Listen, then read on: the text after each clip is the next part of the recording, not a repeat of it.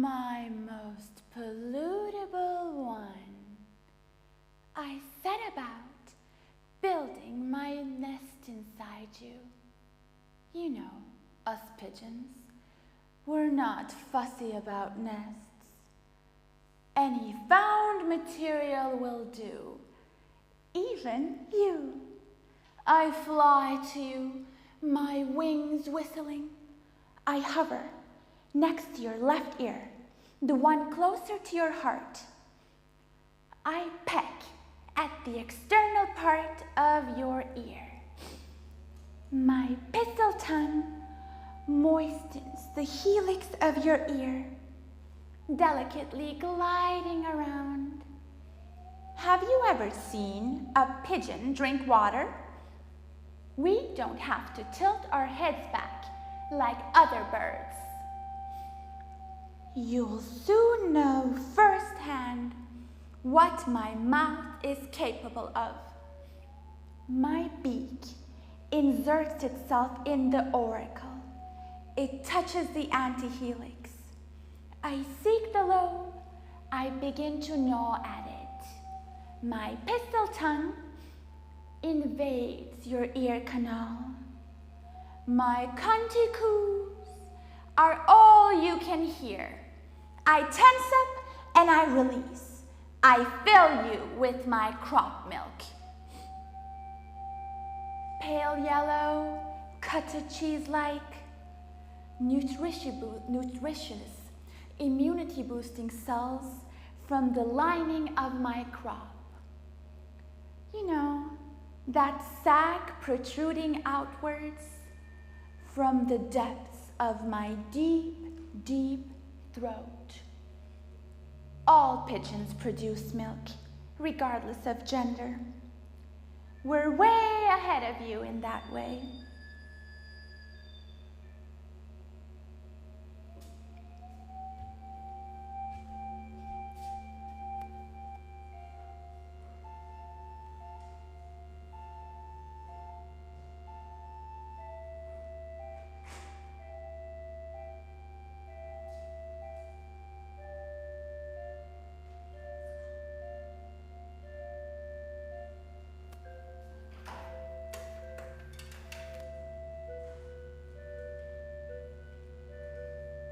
I made the external part of your ear mine.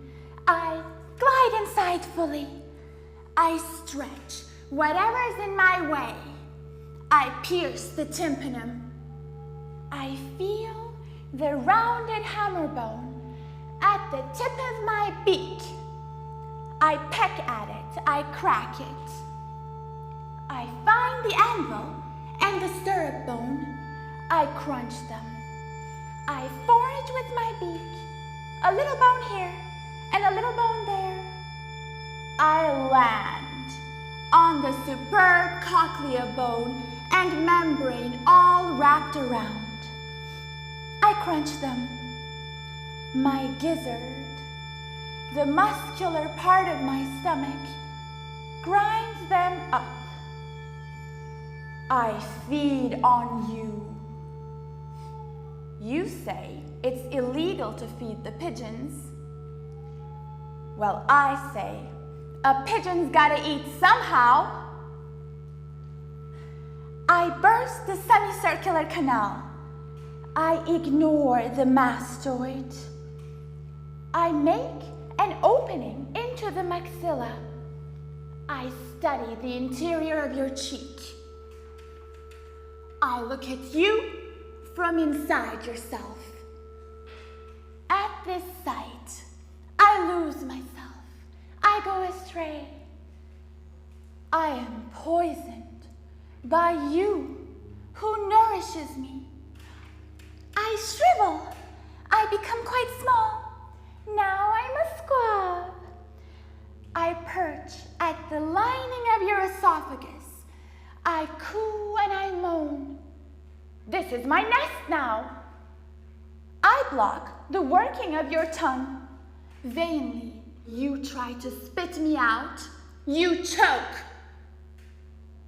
I'm a prisoner. You are too. My feathery wings stick to your wet and pink palate. I apply my beak to your delicious uvula. You're just like any other leftover to me. I'll gobble you up until there's nothing left.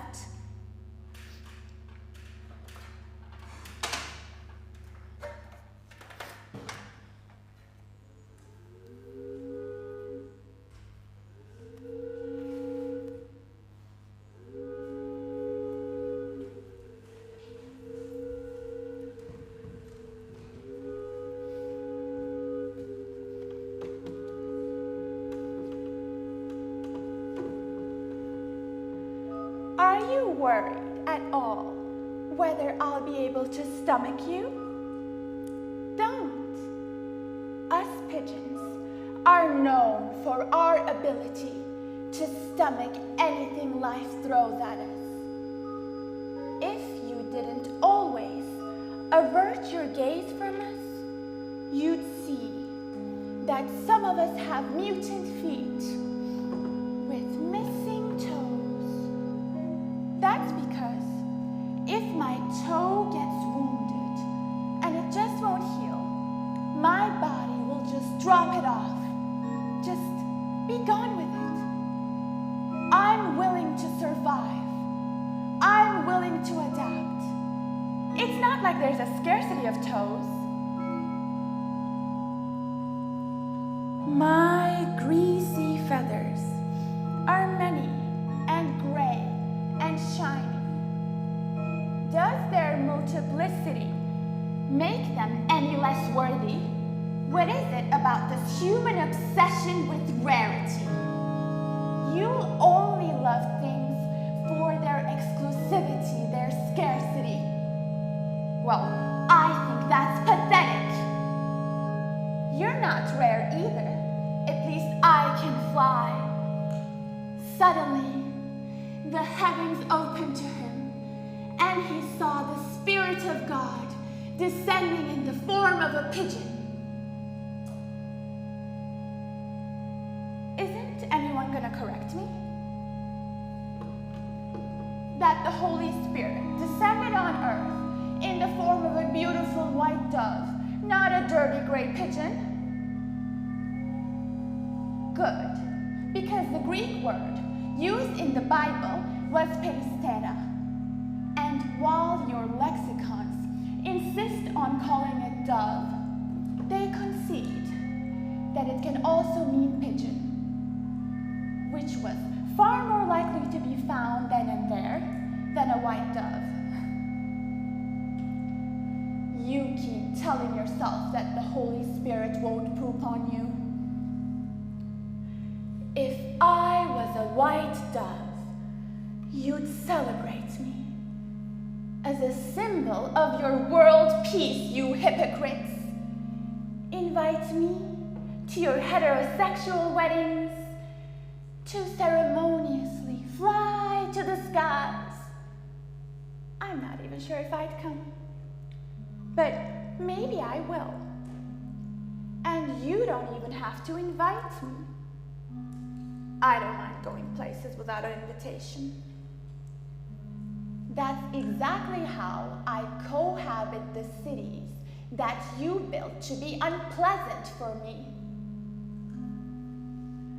Your hostile architecture extends even to your own species, with park benches comfortable enough to sit on, but uncomfortable for unhoused people to sleep on.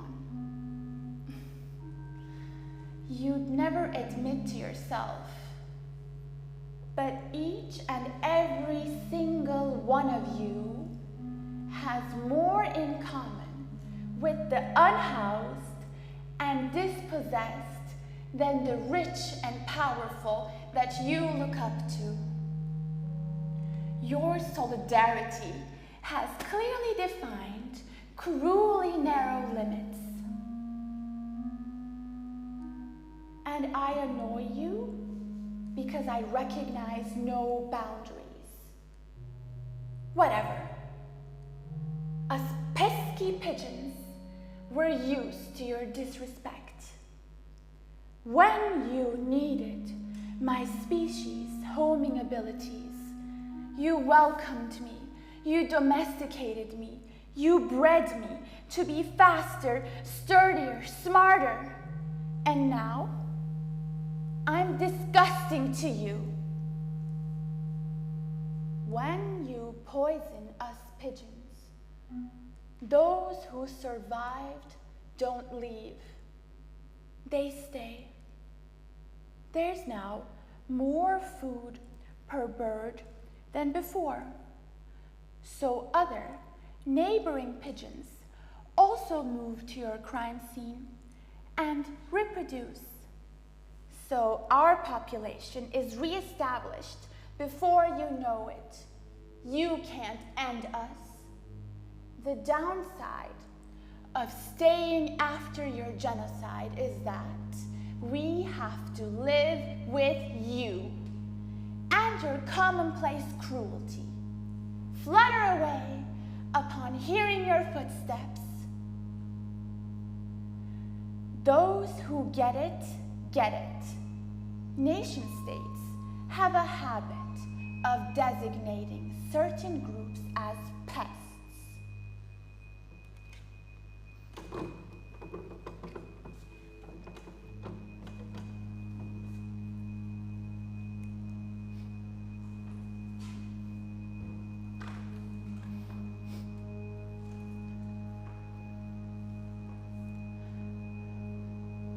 I'm the nature of the city, the one whom no one loves. I've often overheard you say that you hate pigeons. I've always wanted to ask you, do you hate yourself too? Do I prick the well of your loathing? Do I make you feel dirty or ashamed? Are you embarrassed about how little or how much you have, for how you had to hustle? Being dirty is not a problem for me. Ask me, how do you feel about the city coating your feathers? Not a problem. Having the streets gunked up in the crease of your eye? It's okay, it's not my fault. I was once a dove, and then you built your filthy empire around me, and hated me for thriving in the midst of your decay, hated me for not dying. My googly eyes see everything. A she-human bit off the penis of her lover and threw it out the window. I found it on the curbside among the trash. It lay soft on the ground, trembling like a baby bird, like the ones you kill when you find a nest on your balcony.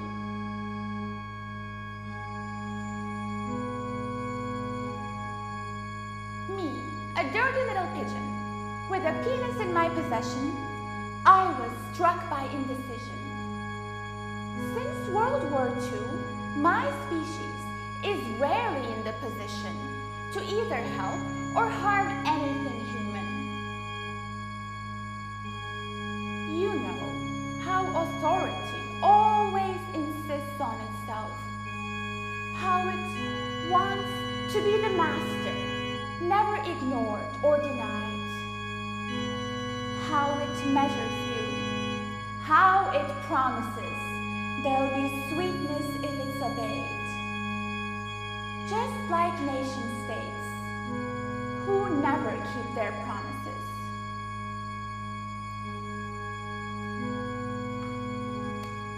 So, with my beak, I lifted the flaccid penis up.